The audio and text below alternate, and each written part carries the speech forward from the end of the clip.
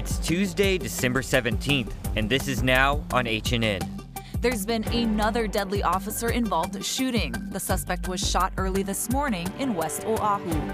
This is Hawaii. We're not used to this. There's been widespread power outages as gusty winds move into the state. Don't take life for granted. On the mainland, southern states are cleaning up after dozens of deadly tornadoes tore through neighborhoods. I don't know, it looks like it might be turning this away. Lawmakers are taking the final step before a full House vote on impeachment. I'm Natalie Brand on Capitol Hill with how they're setting the rules for tomorrow.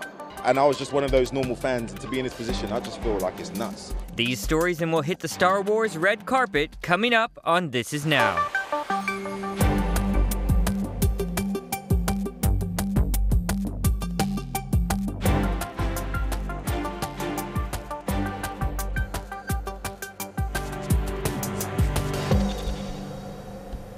Aloha everyone, Ashley and Jonathan here. Multiple sources have confirmed with Hawaii News Now that a man has died following another officer-involved shooting in West Oahu early this morning. Let's go to Lacey Denise for the latest. We're learning new details on the second deadly officer-involved shooting on Oahu in less than 24 hours. Police sources tell us this all started with a traffic stop sometime before 1 o'clock this morning in the Campbell Industrial Area. Sources added that the suspect was armed with a knife and that the officer tried to use a taser first, but it was ineffective. That's when the officer drew his gun. According to emergency medical services, the suspect was taken to the hospital in extremely critical condition with 2 gunshot wounds to the chest and abdomen. Multiple police sources say he later died.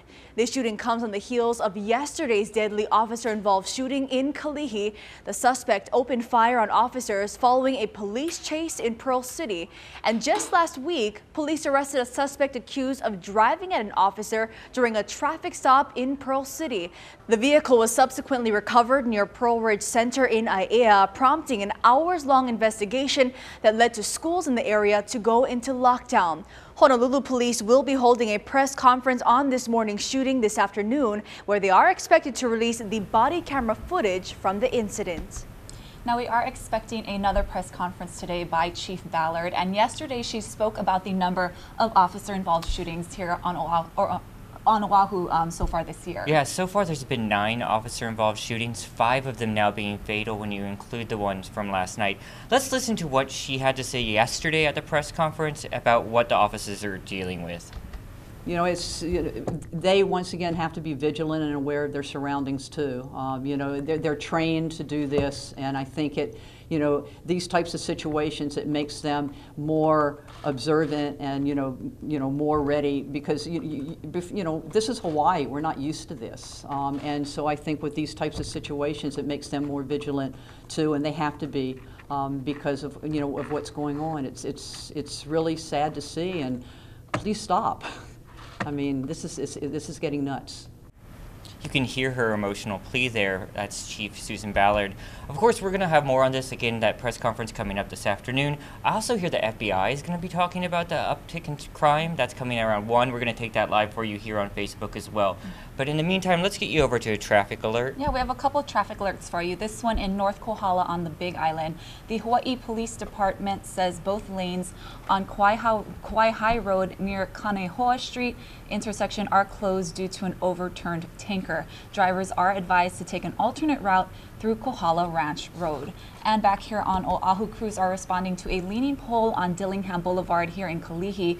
Police closed both directions of Dillingham and Kalihi Street earlier as repairs were being made, but it appears on our traffic camera that the roads have been reopened. Yeah, you see some cars moving there, but the crews definitely still are on scene, so be cautious around that area. There's also already ongoing construction in that area that's causing some traffic buildup daily.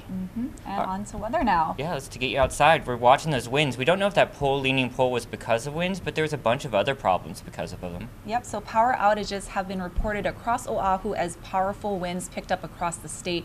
According to HECO, thousands of customers were without power for several hours in Manoa and Kalihi. The power was restored to the majority of customers before midnight. Let's check in with Guy for your forecast. How's it on this Tuesday? We have very strong gusty winds picking up across the state. They'll be running upwards of 55 miles an hour for some areas, and that's why a wind advisory is posted for Oahu, Maui County, and parts of the Big Island.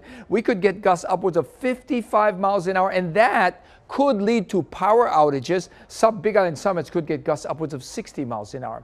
We don't have any major rainmakers anywhere close just yet. We are seeing a few windward and Mauka showers this morning, but rainfall totals will be light. Leeward sides will be fairly dry. Surf's on the way down, but still hefty, and that's why high surf advisories remain posted for most north and west shores. It's going to be choppy and rising on the east side. That's where it's going to be very dangerous as well at 6 to 8 feet.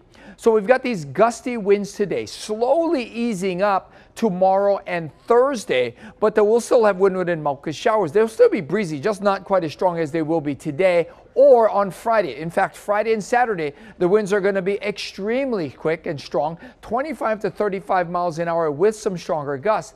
The other thing to watch out for, approaching disturbance due in between Sunday and Monday with increasing clouds and showers, maybe some spots of heavy rain, as well as some strong and gusty Kona winds on Monday. Keep it here on Hawaii News Now. We'll have all your severe weather. Oh, sorry, guy.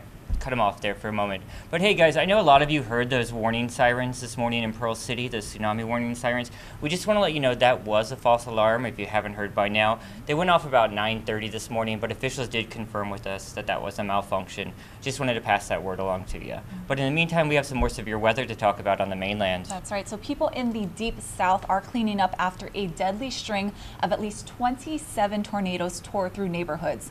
At least 4 people were killed. David Bignod reports from Louisiana. This is what people saw across Louisiana and Mississippi Monday afternoon. I don't know, it looked like it might be turning this way. There were at least 27 tornadoes in all. It was a rare outbreak in December that ripped apart homes and businesses across the South. From above, you can see widespread damage. For many homes, nothing was left standing but the studs. In Alexandria, Louisiana, most of this school and daycare was shredded. Piles of sheet metal and wood are now in the front yard. Just 10 minutes before that tornado hit, teachers led 18 students who were inside the school to the church next door after they received the alert about the tornado. The students took shelter under the pews. Afterward, fire rescue crews wrapped the students in towels and blankets and walked them away from the wreckage. In Vernon Parish, Louisiana, Betty Patin died after her trailer overturned just one day after her 59th birthday. You just wonder why in the world things happen, and you just don't take life for granted because somebody could be gone just a second. You could see it was coming and you could feel it kind of shake the house. About 130 miles northeast of here, another twister battered the small town of Edwards, Mississippi. In Guntown, Mississippi, this Baptist church was destroyed after a tornado touched down here. It was one of at least 35 structures damaged in Guntown. According to a police dispatcher, several people were injured. The conditions are not known this morning. Last night, emergency response teams searched for people who may be underneath the rubble as the city remained dark without power. The tornado that hit southwest Louisiana was on the ground for nearly 63 miles. That is nearly unheard of. 63 miles from where it started in southwest Louisiana and moved to the northeast. Only one death was reported in Louisiana. David Bignod, CBS News, Alexandria. All right, thank you, David. There, that's not what you want to see this holiday season. Those kind of scenes of devastation. We haven't. Speaking of the holiday season, there was a really bizarre and I mean it was not good to look at crash out of Washington State. So 11 people were injured after police say a van crashed into a crowded store near Seattle. Authorities say a woman stole items from a Ross Dress for Less store, got into a van, and the driver of the van tried to speed off but crashed into a car, then through the store's windows. The vehicle hit a stroller with a two-year-old boy as well as several other people. The boy and 2 men were critically injured. The 2 suspects were arrested. Sad scene there as well. All right, let's move on. another update regarding the measles. This time we're talking about LAX. Yeah, so there's a new measles scare at Los Angeles International Airport. LA County officials say 3 people infected with the virus traveled through the airport earlier this month. They say they were in the airport on December 11th between 6:50 a.m. and noon. Anyone who was in LAX's terminals 4 or 5 during that time may have been exposed, and they warn anyone who is not fully protected from measles to get a vaccine immediately. The disease can develop up to 3 weeks after exposure. This comes after a deadly measles outbreak in Samoa that killed 72 people. Yesterday we told you the Obamas have made their way here for their vacation. Now another world leader is in town, and it's quite controversial. The Prime Minister in Australia is on a mysterious vacation, and social media down under is abuzz. There is speculation that Scott Morrison and his family boarded a plane for Hawaii yesterday, and critics are expressing their disappointment that he's taking off at a time while the brush fire crisis, which Morrison himself labeled as a national disaster, continues across much of New South Wales, Queensland, and Western Australia. The Prime Minister's office would not confirm where he is, but said he'll be gone for the rest of the week. I know, we've even been seeing emails coming into our newsroom from reporters down under saying, hey, have you seen the Prime Minister? Has anybody sent you pictures? And I was looking at some of the tweets from over there, and it has definitely been a buzz, to say the least, and all sorts of memes as well. So, all right, moving on, we have more news regarding the crisis at the border. That's right. On Capitol Hill, the Democratic-controlled House has passed a $1.4 trillion government-wide spending package, handing President Trump a victory on his U.S.-Mexico border fence, but averting a government shutdown which would have taken place this weekend. Now, the deal does give Democrats spending increases on a variety of domestic programs. The president is expected to sign the bill. All right, we have the latest on your impeachment news now. The House Rules Committee is meeting today to set the guidelines for tomorrow's impeachment votes by the full House. Natalie Brand has the latest from Capitol Hill. President Trump sent a blistering letter to House Speaker Nancy Pelosi ahead of a historic impeachment vote. This has been a total sham from the beginning. Everybody knows it. The House Rules Committee is huddled in a small room to set the parameters for tomorrow's debate. But much of the discussion sounds familiar, divided along party lines. One of our jobs as members of Congress is to make sure that the president does not violate the laws. Look, you will impeach him. You have the votes.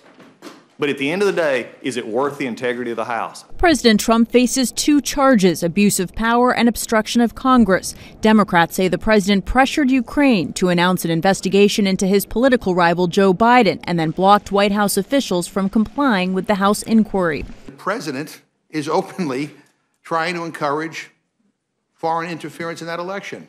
It is just wrong. It is so wrong.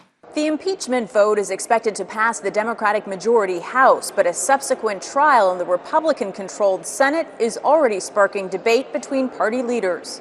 Senate Majority Leader Mitch McConnell took aim at Minority Leader Chuck Schumer's request for fresh testimony from top White House officials. If House Democrats' case is this deficient, this thin, the answer is not for the judge and jury to cure it over here in the Senate. What is Leader McConnell afraid of? What is President Trump afraid of? The truth? A trial is expected to be the first order of business in the new year, but dates and format have not yet been set. Natalie Brand, CBS News, Capitol Hill. Of course, we're going to have the very latest. Sorry to cut you off there, too. The very latest on that tomorrow here on HNN and all your digital platforms are planning a bunch of live coverage of that vote. But we got to switch gears here. We're talking my favorite news and yours, Happening Meow. There's some cat news. Happening Meow, Happening a news Meow. segment for Jonathan. Yes. So, Jonathan, you love cats, obviously. How do you feel about the musical? It looks a little strange. I don't know if our viewers have seen these clips yet, but the new Cats musical movie, they're using heavy CGI here with some of our favorite stars. And I remember seeing the 80s version, and you know, they didn't have all the CGI in it, and it looked bizarre then, but now I have to say it looks even weirder. Yeah, so stars like Taylor Swift, Idris Elba, Jennifer Hudson, and James Corden will be decked out in whiskers, tails, and belting out those classic Cats tunes. The movie hits theaters this Thursday. A lot of people saying Taylor Swift got the snub from the Oscars Academy for not being nominated for her solo in the movie, but other people also saying that if you're going there expecting to see a Taylor Swift film, don't expect that at all. She's only in it like 5 to 7 minutes. I haven't seen her yet. Have you seen her? Oh, that was her. Which that was one? her.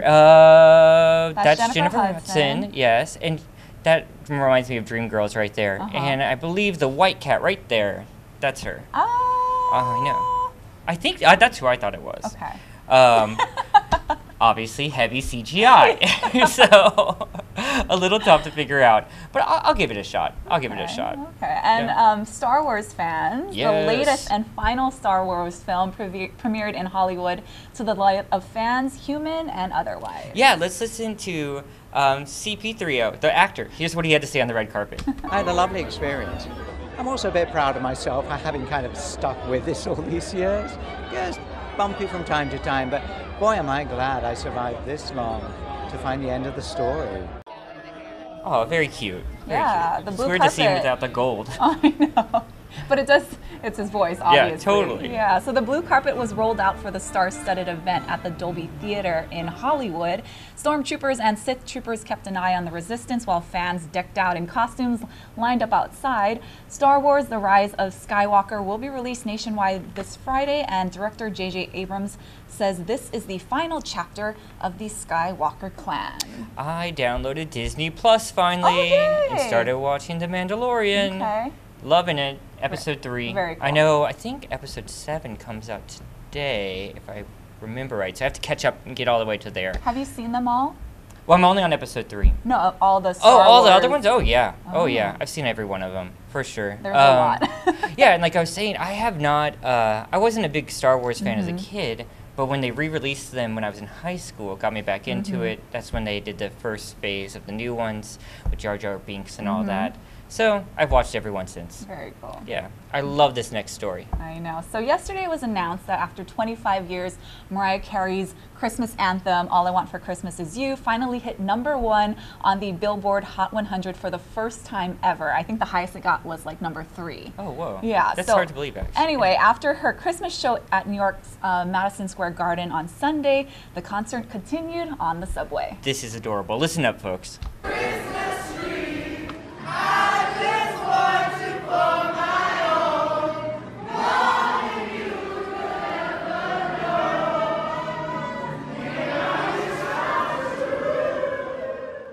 So cute. You don't see that kind of love on the New York New subways, York, yeah. right? You really don't. So yes, this was a bunch of New Yorkers serenading fellow commuters across the subway tracks. So Mariah Carey will be returning to Hawaii for a one-night-only show at the Neil Blaisdell Arena on March 10th. Hawaii residents and the military members will have first dibs on tickets for about an hour starting next Saturday on Ticketmaster at 10 a.m. Hawaii time. The password you need for those pre-sale tickets is Christmas, and sales will then open to the general public at 11 a.m. Mariah was last here in 2016. She had 3 sold-out shows then. Yeah, I went. Did you go? I did. Yeah, it was pretty cool. It was cool to see her. She's been here so many times. I was actually digging into archive footage from when she had an Aloha Stadium concert. Oh, yeah. It was really cool. I think that was back in probably the late mid-90s. Mhm. So, favorite Mariah Carey song? Christmas or Oh. otherwise? I mean, I love All I Want for Christmas Is It's You. a good one. I love that one. But she has so many good hits. I was in third So grade. many. Third grade, and me and my sister got our first CD player, and I got Color Me Bad, and my sister got Butterfly? Emotion. Oh, Emotion. And Oh. Emotions, yes, Mhm. that was our first one. And as we take this live picture outside and leave you guys tonight, Ashley's going to sing her best high note. No, just kidding. Just kidding. I won't put you on the spot. But we are going to leave you today for this Tuesday. We'll be back here tomorrow, guys. Have a great day, everyone.